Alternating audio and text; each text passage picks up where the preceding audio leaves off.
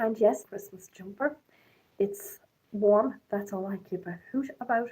I don't give a hoot for the picture, to be quite honest, but I don't care. Good night, folks. It's Halloween. It's 2018. I am a medium. I am a paranormal investigator. So I'm disappointed that nobody has decided to tune in. I'm going to give this a few more seconds and just see if anyone cares to join me.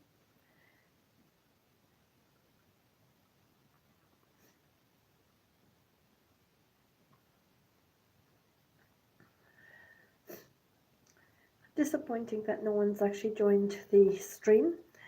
But anyway, on we go. My name is Aoife, and I've been a medium all of my life. I suppose it started with my being able to have the gift of clairaudience and more especially clairvoyance, seeing spirit in human form. I suppose at a point where I wasn't paralyzed by a fear of seeing, if that makes sense. When I talk about seeing, I talk about seeing people stand as they were while alive. Does that make any sense to anyone? It's a gift in and of itself, not one I went looking for, obviously. As I have explained in previous videos, I've always had a fear of death and dying. So anyway, I just want to go on and say that obviously this started for me around 7 years of age. I became quite conscious of two presents or two spirits, which were my late grandfather and his late mother, my great grandmother. Now she would have been a little bit shorter than me, I think, in height, probably somewhat thinner, and I saw her with her hair tied up, and I would have seen my grandfather outside of the room where he initially died, but the room actually fell off and was rebuilt. But however, the rebuilt room is the one that I would have just seen him standing outside of. I would definitely not have had any sort of conversation with him. There were no approaches made to me. I was just conscious that there was spirit. Why I knew there was spirit was because granddad was not in my life, and I never physically knew my great grandmom. So anyway, fast forward many years where I'm almost 41 years of age. And being almost 41, I was in the kitchen here where my mom is renting, and I thought it was my brother coming up behind me. Something passed me. It seemed like something dark. I didn't feel threatened, but I actually thought it was my brother passing by, causing a dark kind of shadow behind me in the kitchen. I was, I think, preparing food at that point. I can hear lights kind of flickering, so I know that I have spirit around me. You won't be expecting me to have anything that goes bump, so trust me, this video is not about bump and what goes bump in the middle of the night, etc., etc. But anyway, I was in the kitchen. It was evening, and I was preparing something to eat from the best of my knowledge, probably egg fried and onion rice. And I thought my brother Dermot had walked in to the kitchen and had walked behind me. And I turned around to look and see if it was him, and there was nobody there. And I gave another look, on the curtain, sort of, I didn't walk over, but I just looked toward the curtain and into the sitting room, and I knew then he wasn't there. So, spirit do make themselves known when they choose to make themselves known. While I am a paranormal investigator, I do not actively go hunting for spirit. And what I want to say is, if you are going on a paranormal night or evening, what I will say is, please do not ask spirit to perform tricks to prove that they're there. If spirit truthfully want to make themselves known, they will. Again, because I don't actively make them perform tricks to prove themselves to me or prove their presence to me. I've had visits in an apartment in Knock. As I said, I've had something pass me by, which I thought was my brother the other evening, and turned out not to be. So I did kind of go, oh, and there was just nothing more than that because it was unexpected. Had it been my brother, I would have relaxed.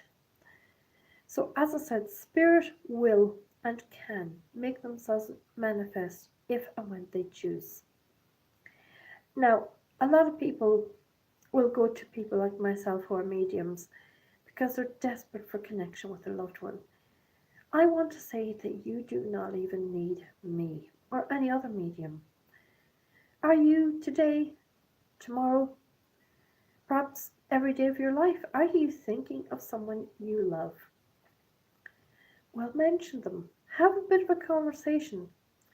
Talk to them as you would have when they were alive, and you will get the guidance that you desperately need. You will get the answers. Mightn't actually be audible to you, but it will come about in another way. For instance, have you lost something lately? Call on those that you most love. Even call on St. Jude Thaddeus, I should say. Call on St. Anthony. Call on the ones that you love and have loved here on earth, and you still love and you miss. Talk to them. They're not going to creep you out. That's not what your loved ones will do. They're not there to scare you. All they want is you to connect with them. Just to acknowledge that they're there. Have that conversation. Continue that loving bond that you had with them. If it happened to be a friend, call on them and have the familiar chat that you've had with life. That's all I can say to you. Have that familiarity. Tonight, for instance, I should have a picture of my grandmom up, but I was finding that I was getting distressed by the picture. I've had experiences where I've actually seen my grandmom's eyes move on the photo. I know that sounds insane. I know it sounds deluded, but it happened. It was as though my grandmom's eyes were following me around the place. Like every time I looked at the picture, it was like that she was looking at me. And while that should not be creepy, because again, she's not here physically, it was a trigger for my emotions. So hence, I took down the picture. Oh, excuse me snorting, I am getting a bad flu. There's a dose going around because of the changeable weather, so. But all I'm saying is I had to take down the picture, and I am a medium. I do not buy into, moving statues, eyes following. But as I said, for me, it was like looking at my grand's picture, and I suppose something in my subconscious got triggered as a medium. And I suppose convinced myself that I was seeing her eyes following me. There was an instance where I was in the sitting room and I had a different phone to this. I was using a bronzy, browny, goldish, well, what was meant to be a brown gold colour E1 Xperia phone. And I wasn't doing anything paranormal per se. I was again discussing what it is like to be a medium, what my life as a medium has been like. And I had that phone across from me, and I was uncomfortably draped over a two-person sofa. And I would give the odd glance over toward the camera, which I did not, to the very best of my knowledge, have the flashlight on, the flash part of the camera. Now, I could be wrong, but I don't believe that I had that flash on. To the very best of my knowledge, I had two wall lights on over the fireplace, and I had a long-standing lamp which had a very big pink, dusky pink lampshade over it. And the camera was in landscape mode. So I had the phone turned on its side and I was glancing over at it every so often as I was just discussing what is it like to be a medium. Now, to the very best of my knowledge, I did not use the flash on that camera. And I wasn't asking spirit to make themselves known. But I can tell you that it was not dust that I saw. It was most definitely spirit orb, because it was too big to be dust or a fly. And it zitted from here as if not in this house but over in the apartment across the room from me. Zit straight across the right side of the room, straight across back left, right in front of me, and literally because the lights were down low, I literally went, oh my god, I saw that. And that was my reaction. Because I was not expecting anything paranormal to occur. I was not going looking for paranormal to occur. I was literally, my intention, and I think everything begins with intentions, was basically, what was it like for me to grow up having to keep the fact that I could see spirit and eventually hear spirit, and what was that like for me in life, having to keep that to myself, that it was something I could not discuss with my loved ones because I would have been told that I was crazy, psycho, etc. So the only thing I ever audibly heard at the age of 10 was an older man called my name 3 times. Nothing more, nothing less. And it really hasn't happened again. Other than one occasion when I was actually speaking to somebody on a website, nothing to do with the paranormal, by the way, the website. And we were having a bit of a messaging chat back and forth. I hadn't seen the person. And I couldn't, this person was in America, so I hadn't even thought that the person had any connection to Ireland. And I suppose what I could hear was a voice very similar to the voice of, if you might remember a book, I think was it The Playboy of the Western World, and a film came out, I think it was called Darby O'Gill and the Little People. Well, there was a voice in that, and it was that voice that I was hearing that kept telling me things about this guy and his family. Not a whole lot, but a lot of it he could remember. And I wasn't expecting to give this guy a reading. I had not set out to have a reading with him. Basically, we were chatting away, and again, because of the site we were on, we weren't having any inappropriate conversations. Hi, whoever's tuned in to me, and thank you so much for coming along to this conversation.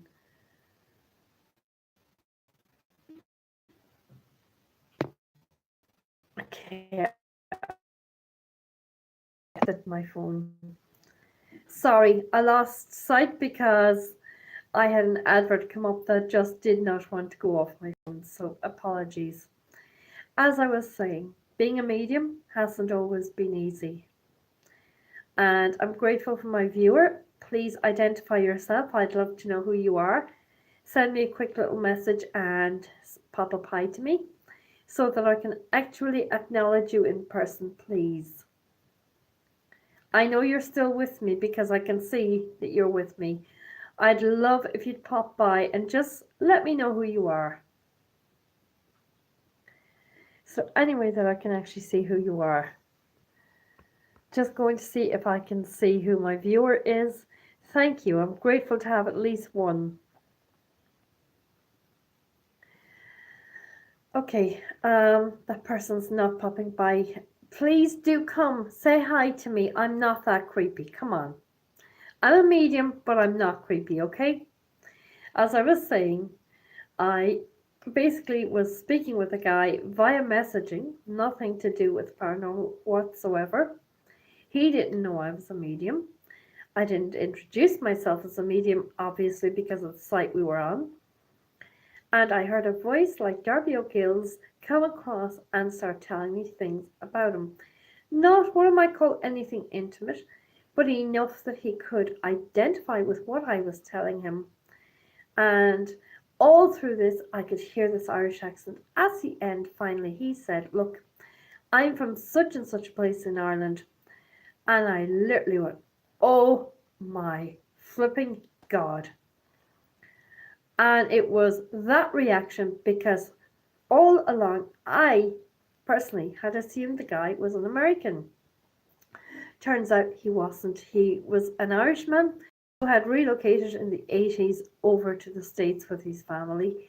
I don't blame him. The best of luck to him. And as I said, I was being given certain little tidbits of information for this guy. And he said at the end, "Do I pay you?" And I said, "No, you don't pay me. This was very unexpected. I don't normally get that level of detail."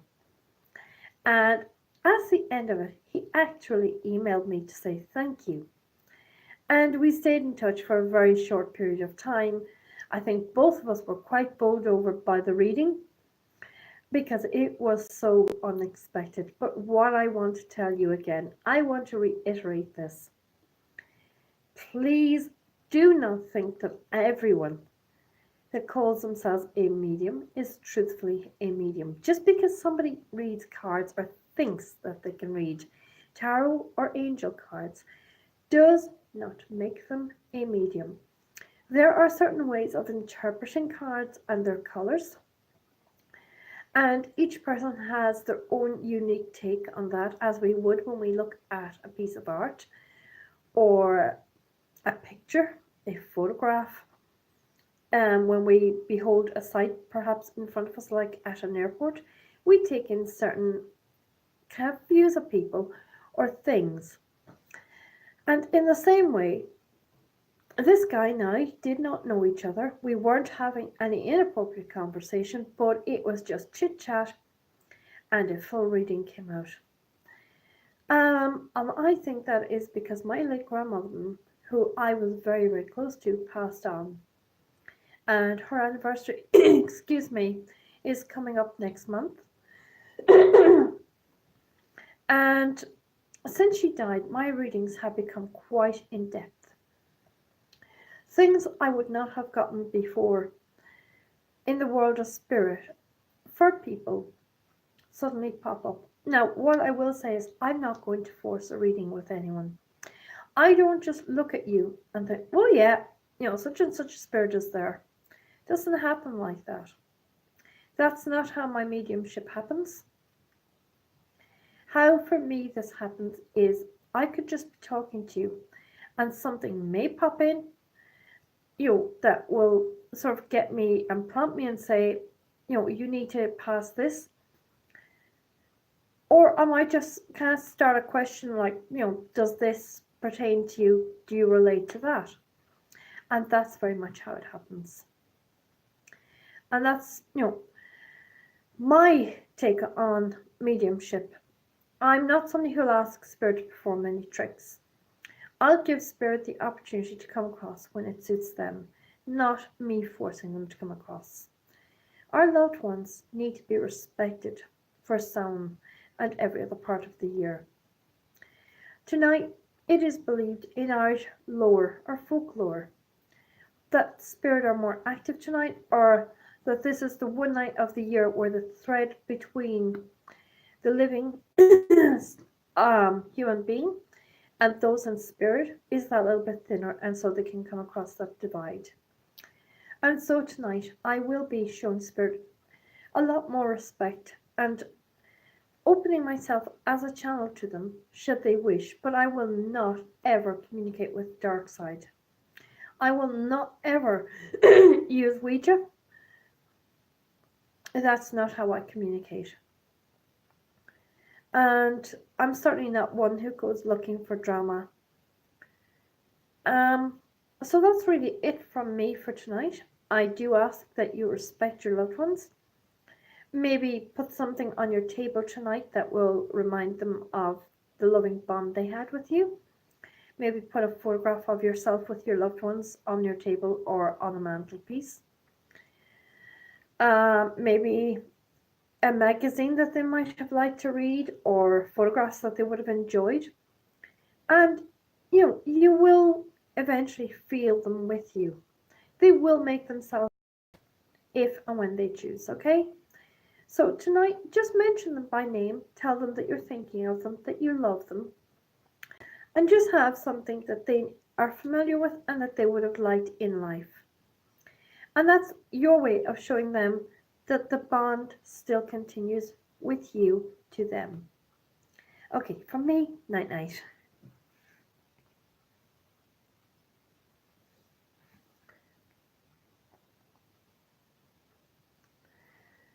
Okay, now how do I post this?